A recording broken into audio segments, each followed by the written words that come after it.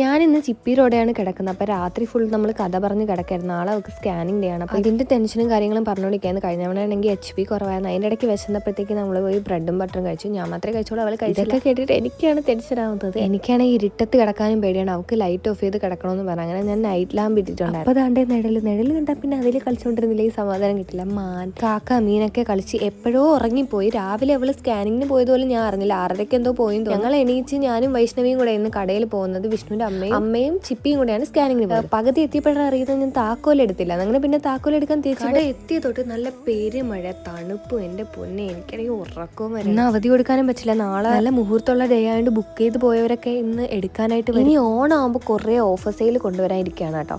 അപ്പം നിങ്ങൾ വെയിറ്റ് ചെയ്തോളൂ. കളക്ഷൻ്റെ ഒരു വീഡിയോ. കളക്ഷൻസ് എല്ലാവരും കൊള്ളാമെന്ന് പറയുമ്പോൾ ഒരു സന്തോഷമാണ്. വരുന്നവർക്കെല്ലാം ഭയങ്കര ഇഷ്ടമായി എന്നൊക്കെ പറയും. ഞാൻ ചോദിക്കാറുണ്ട് ഇഷ്ടമായോ എന്ന്. അപ്പോൾ അത് കേൾക്കുമ്പോൾ ഒരു സന്തോഷം. ലൊക്കേഷൻ കൺഫ്യൂഷൻ ഉണ്ടെന്ന് പറയാറുണ്ട്. ആറ്റിങ്ങൽ ഗേൾസ് ഹൈ സ്കൂളിന് അടുത്താണ്.